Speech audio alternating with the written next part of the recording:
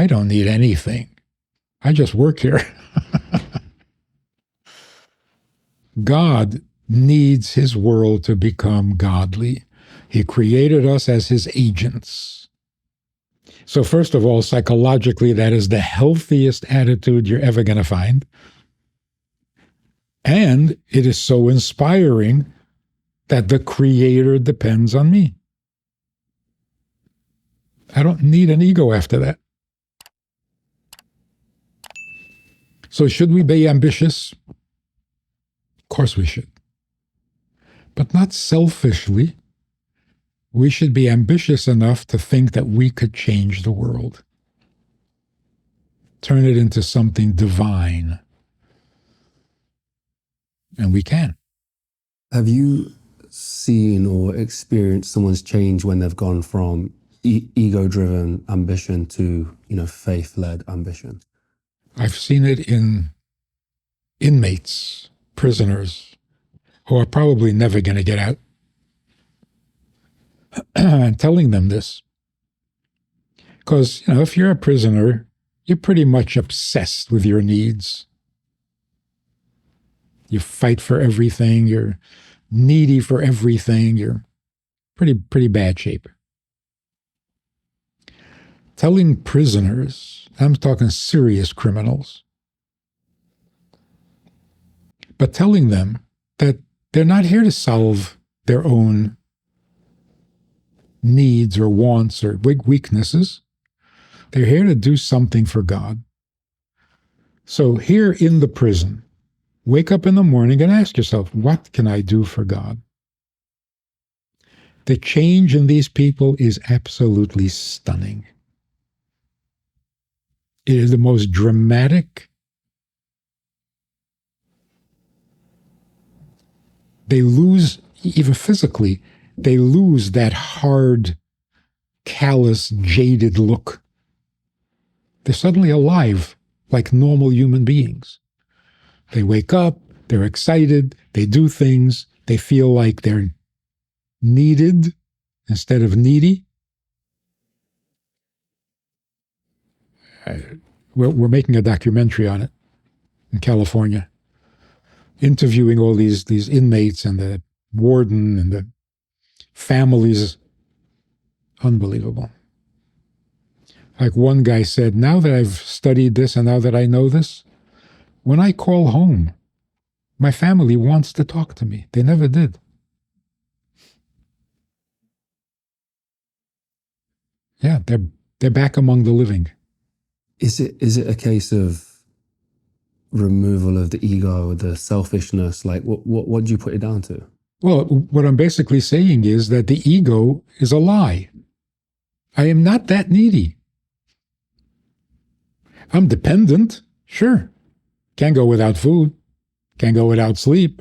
I got all sorts of handicaps, but they're not my problem. I'm not here to eat. And I'm not here to sleep. Or even to be the best at whatever I want to be the best at. I'm here to make the world more like God's taste. Make it his kind of world. That's where morality comes from. It may even be the definition of morality. Anything that is more like God's taste is good. Anything that is against God's taste is bad. Now I have a definition. It used to be anything that goes against my taste was bad. But then I run into people who happen to like the things I hate, and I don't know who's right. So faith, religion is somewhat, if we're looking at it through God's, what he wants is we're putting it through like this filter, this moral filter of what is good, what is bad.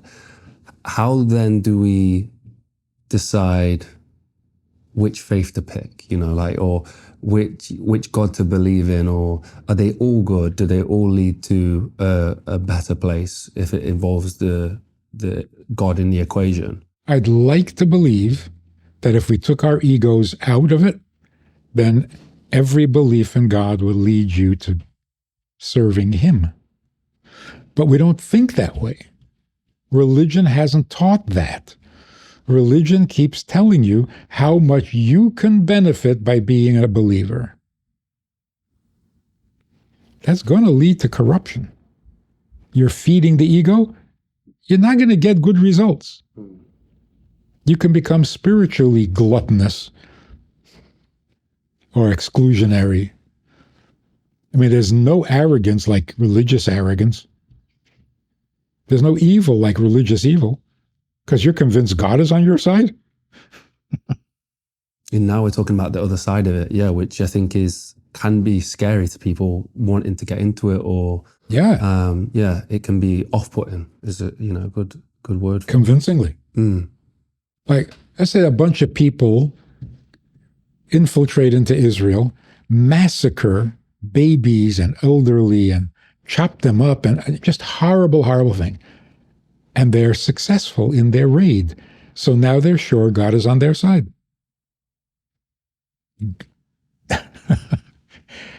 See how the ego can twist things? Because you succeeded, God is on your side? You were successfully evil, so God must be approving of you? How do you get that twisted? I must be doing what God wants by being evil because I succeeded. A little moral clarity there. I mean, it's like you say, this idea of the fulfilling yourself within religion, but to the extremist. I mean, that's just obviously a very, very extreme example.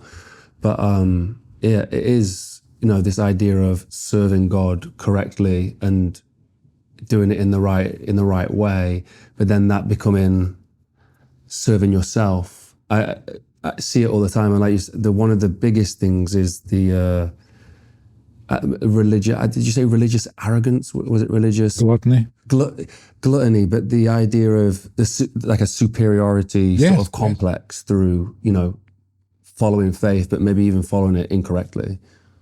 Again, something that can be massively off-putting. But how would you recruit maybe the bad word for it, but how would you welcome people into religion if you, I guess, weren't offering, it's like this catch-22, but how offering something that fulfills their ego or fulfills them personally? The biggest fulfillment in human beings is to live out my purpose. That is the most fulfilling thing that exists. Fulfilling an ego is not satisfying because it's endless. It's a bottomless pit. What I'm envisioning or imagining, if everyone, regardless of your religion, if you said to your teachers, to your priests, ministers, clergy, whatever it is, how is this serving God? Don't change the entire religion, just change this one little detail. How is this serving God? I think we would have a pretty good world. And it's not hard to convince people that that's how they should think, because it just makes a lot of sense. I didn't create myself. Why in the world should I put up with this? So as long as my life is nice and comfortable and pleasurable, okay. When it's not, who needs it? People who do it outside of the framework of religion, I know I mentioned this towards the start of the conversation, but people who do it outside of the framework of religion, but still are fulfilling that criteria of doing what God would want and doing it to, bring a holy, like, I don't know if the word was holy or world, but, a world that is in God's vision, but they're outside of faith. Is that still a possibility? Is that still noble? Is it still something that they should pursue, or should they still try to find some kind of, lean towards God? By faith, you mean a organized religion? Yeah, these sort of typical organized religion, yeah. I think it's the other way around. Organized religion has to find its way to God. Not people who believe in God have to find a religion. I think it's the other way around. And that definition, so if somebody's living a life that is serving God, but they've just not got that bracket around it, in your eyes they are. They just maybe don't have, a word for it or yeah. Yeah, and if all of those guys get together, we have a new religion. So a religion originally simply meant people who shared the same belief, shared it with each other, which is very important. You don't feel like isolated or alone, because the purpose, God's purpose, cannot be achieved by one person. It's either everybody or something is still missing. So no human being is unnecessary. So if I'm committed to giving God the world that he wants, then everybody else is my concern too. Because if I'm the only one doing it, it's not what God wants. So I got to encourage people to do the same. That's going to create a community. But it's a community that is God-oriented, not people-oriented.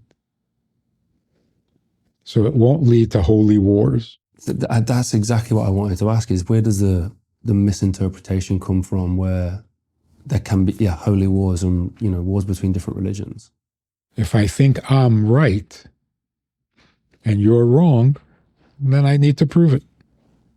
Especially if I'm not 100% sure that I'm right, then I really need to beat you up.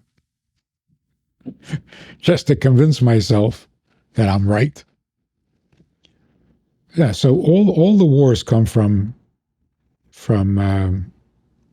uncertainty. When you're certain, you don't need to beat anybody up. So it's a sign of a lack of faith if you go to war for your faith. I mean that makes. What are you trying to prove? Yeah. Who are you trying to convince? Yeah, the insecure bully in the room kind of thing. Yeah, it makes sense. Yeah. Thank you so much. I think what I'm going to do is go away and read Creating a Life That Matters to start off with, and then maybe pick it up after I've read that book, because that title is, I think that's everything that we've kind of been speaking about today. And I cannot thank you enough for going through everything with us. Thank you so much. And social medias and all that kind of stuff, we'll link down below and put in there. But thank you so much for today. Thank you. This is making the world better.